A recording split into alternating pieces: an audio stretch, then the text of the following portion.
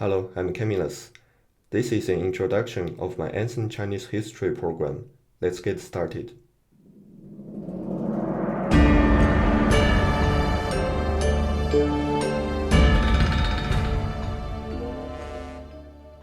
What is history about?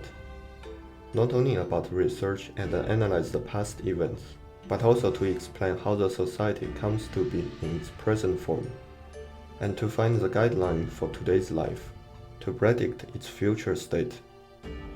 Some expect to learn the success experience from history to avoid to make the same mistake. This idea seems reasonable, but it's actually problematic.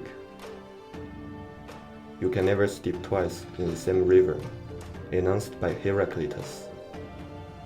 Simply think about this present epidemic around the world. The way we deal with it, isn't it based on our past experience? But what is the result? Does that mean history is useless? If we know nothing about the past and act whatsoever we want, we will surely fail. History records the events. Yet what we are looking for is not to try to imitate the events itself, but to understand its context, so that when a new situation occurs, we will be prepared to deal with it. Chinese history is one of the longest and most complex history. It can inspire you in many aspects of today's life.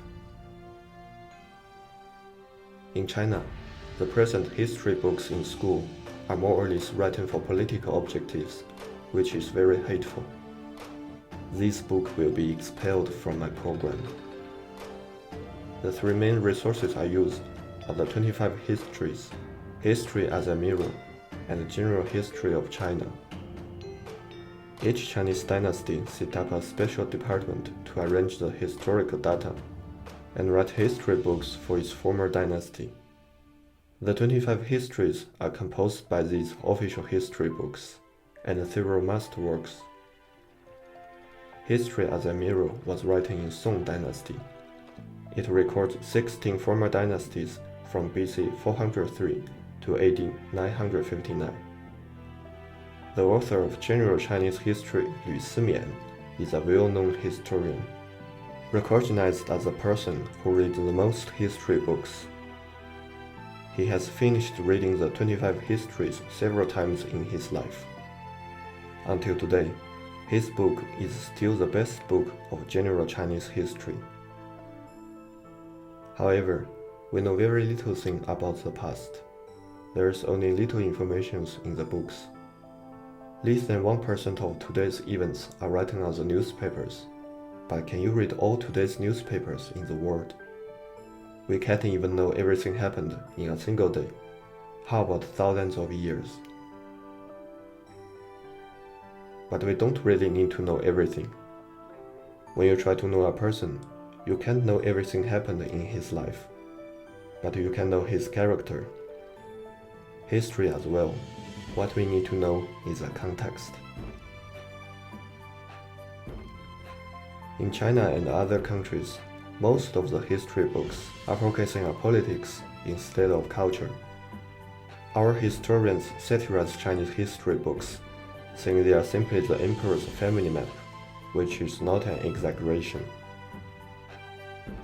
Politics is not enough to help us understand the history. All political activities are based on society. The society has done a greater, more essential work. Political activities must pay homage to society, otherwise will lead to a social turmoil, rebellion, and war. Politics is one of the reflections of the society. If we don't understand the society, we can't ever understand the politics. When study history, we need to focus on society instead of politics. And the vital element of society is culture. What is culture? Human beings have special intelligence. Basically, culture is the way that human beings use their intelligence to control and change the environment. Human beings get ideas from their brain, manufacture tools by their hands, and use language to communicate. Because we have language, our knowledge can be inherited. A big work in human society can be done continuously by generation and generation, instead of everyone restart from the beginning. Human beings create their civilizations. Languages play the vital part. With language, we can cooperate and pass knowledge to others. The society is continuously dealing with its environment, either adapt it or change it. So in different environment, the culture must be different. Regarding culture bears the power to change environment. As the time goes on, people in different culture will live in a more and more different environment. However, in real world, a culture is never 100% independent. Diffusion is its nature. When two different cultures start to communicate, they start to assimilate each other. Human beings always search for a better life and search for love between each other. Each culture develops itself in a different path, yet this principle applies to all. So that the people from advanced culture will think about helping others to improve their lives, and people from less advanced culture will be willing to absorb new things. On the contrary, use violence to destroy other cultures and force other people to give up their own culture is totally another case. Religious propaganda is an example. Regardless its foolishness, it's still driven by the same desire of improving other people's lives. Chinese culture is one of the longest lasting culture, bears great influence in Eastern world, and it has gathered hundreds of foreign nations all through its history by its mighty power of assimilation.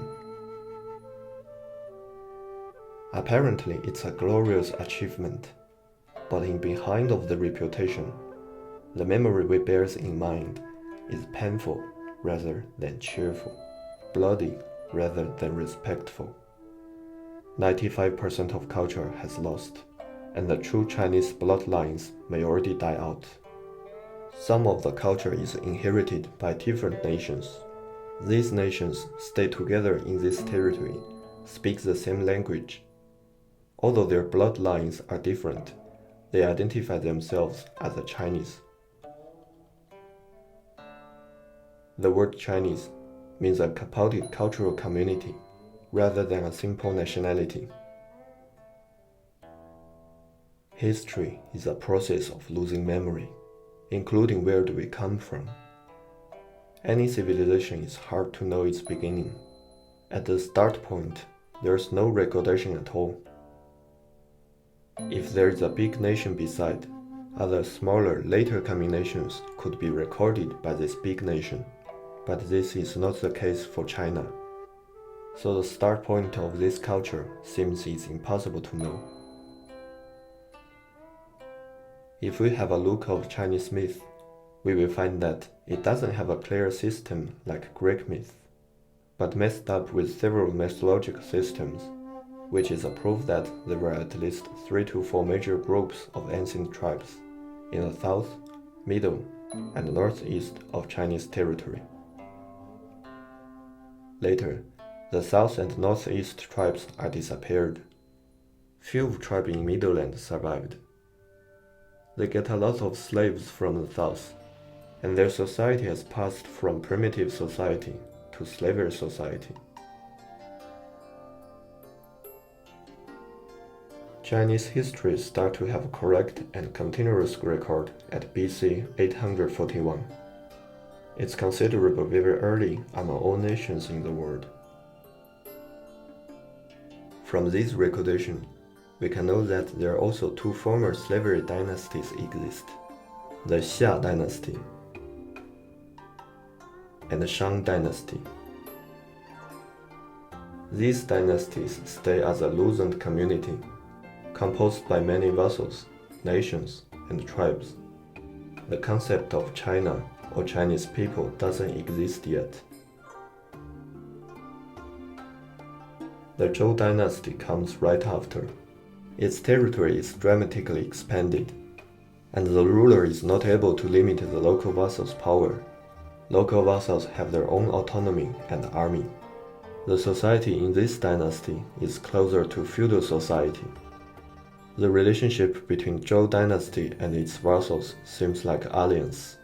Zhou dynasty offers vassals protection, and if it starts a war, vassals have the responsibility to fight their enemy together. But in reality, vassals keep power for themselves and do not fight a war with its full strength.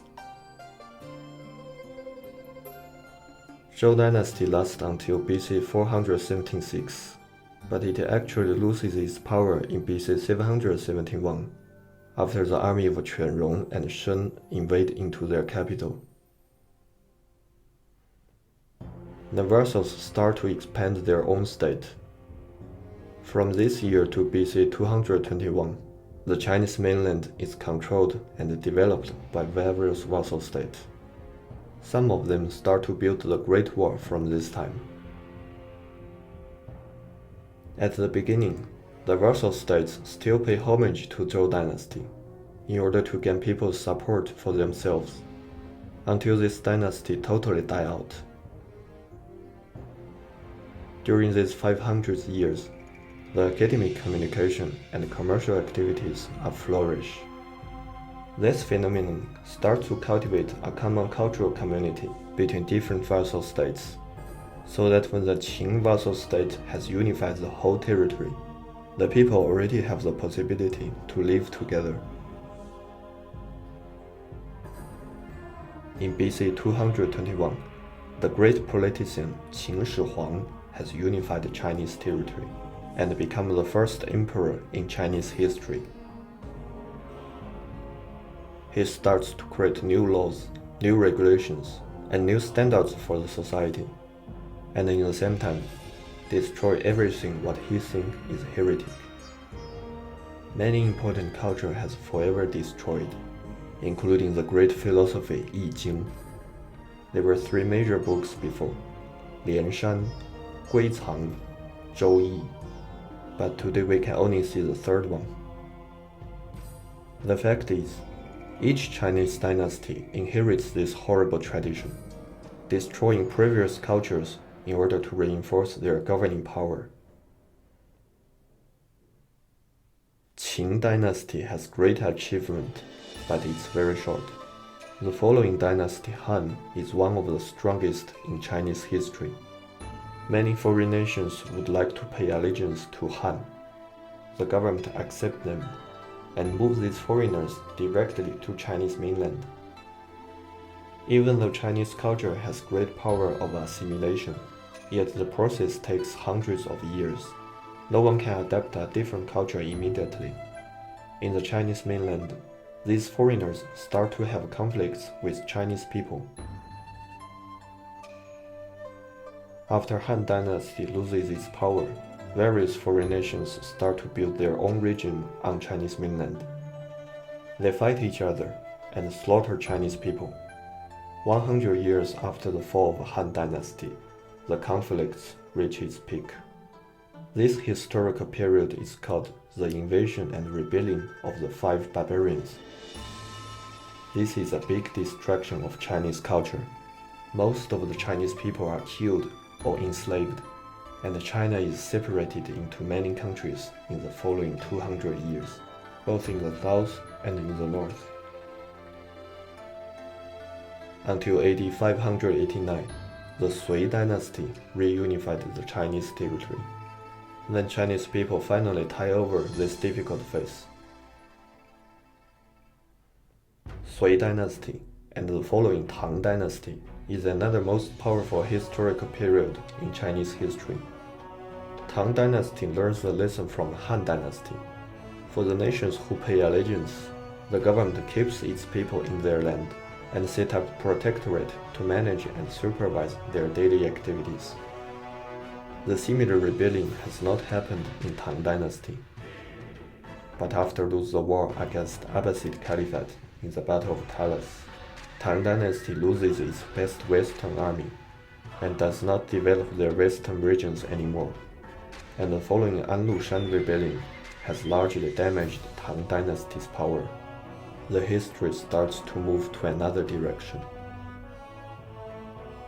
History is the process of losing memory.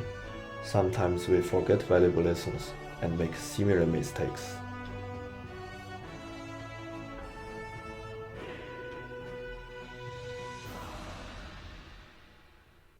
After Tang dynasty fails, China is separated again in the following 53 years. We call it 5 dynasties and 10 kingdoms period. In 960, the politician Zhao Kuangying built Song dynasty. At that time, one after one powerful empires stay on the north. The Khitan Empire, Liao. The Nuzhen Empire, Jin. And finally, the Mongolian Empire. The Chinese government once unified Jin to defeat Liao, yet ruined by the Jin right after. Hundreds of years later, it unifies Mongolian to destroy Jin, and again ruined by Mongolian. In 1279, Mongolian army defeats the last Chinese navy in Yashan. The Prime Minister Lu Xiufu jumps into the sea with the 9-year-old emperor. Song dynasty is fallen. This is the second time that Chinese culture destroyed by foreigners, and maybe the biggest disaster in history. Mongolian savage habit is well known both in the east and in the west. They often slaughter all people in a conquered city. During this greatest genocide in human society, Chinese population reduced by 91%. Most of the Chinese cultures and traditions are forever disappeared. Many historians believe that the true traditional China is actually ended after the Mongolians' invasion. Mongolian built Yuan dynasty in China, and it's replaced by Ming dynasty in 1368, which is the last Chinese people's dynasty.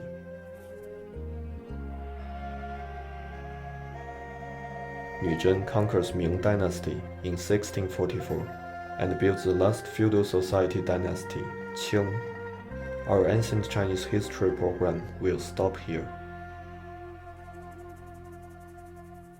History is a process of losing memory. After a continuous creation, loss, and recreation, leaving a lot of sorrowful, astonishing pieces to each nation. Many civilizations once exist, then disappeared forever. Some still exist after thousands of sufferings, yet their faces have changed. When I was 14, I started to learn Roman culture. Now I still remember the first sentence in my Roman mythology book. In this world, there are many nations do not die out as soon as their country loses power, because the great spirits they have cultivated still exist, and it will go across the time and distance, then last forever. One of the examples is Rome. Each culture is great in its own place, and has some great information which can last forever. Each individual has a duty to bring these messages to other cultures. We should give up our pride and prejudice and to communicate. Today, the whole world is linked. There is no doubt that one day a greater common culture will be born, yet we may still need to spend hundreds of years to reach this goal. It could not be done immediately. It's an important lesson that we can see from Chinese history. Any attempt to force others to comply will destroy this process of assimilation and lead to tragic conflict. Slavery, genocide, and colonialism. Enough ugly examples we can see from history. The general trend of human society always leads to fusion and assimilation, to the creation of greater culture. Yet each individual lives in his own world and cares more about his own benefits. Let me propose an edification from our ancient scroll. 常无欲，可名于小；万物归焉而不为主，可名于大。以其中不自为大，故能成其大。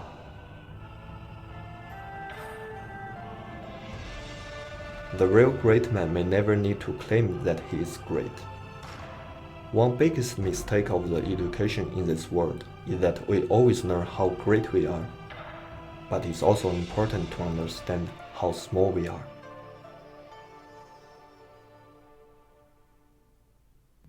Why do I put the galaxy in the opening animation? If we can simply bear this great image in mind, we can really understand what is big and small. In front of the galaxy, is it interesting to dispute who has longer history, bigger territory, greater influence? How stupid it is to show human beings' greatness in front of the galaxy. We are just a teeny little stuff in the universe, struggling and crawling on our planet, living alone inside our little box, and claiming our greatness every single day. However, insult each other's God, exploit each other's property, and slaughter each other's family are not small things at all. Inside this little box, people run after wealth and sex. The most important thing which can make us feel happy or sad isn't philosophy or science, but the relationship.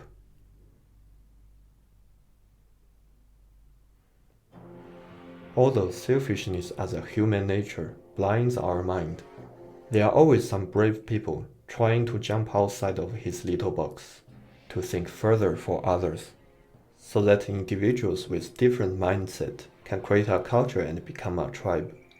Tribes can become a country. Countries can develop to an empire. Each step of this little progress in history is really difficult.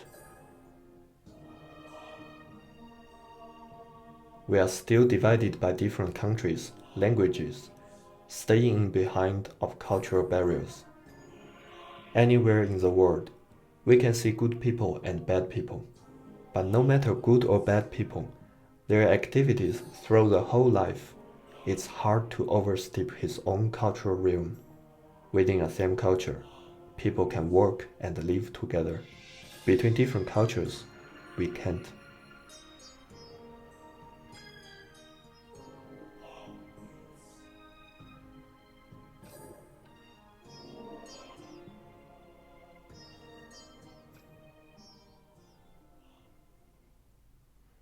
From this program, I want to explain the significant cultural events in Chinese history, to make people understand its context and its value for today's world, then to have a positive mindset of our future development.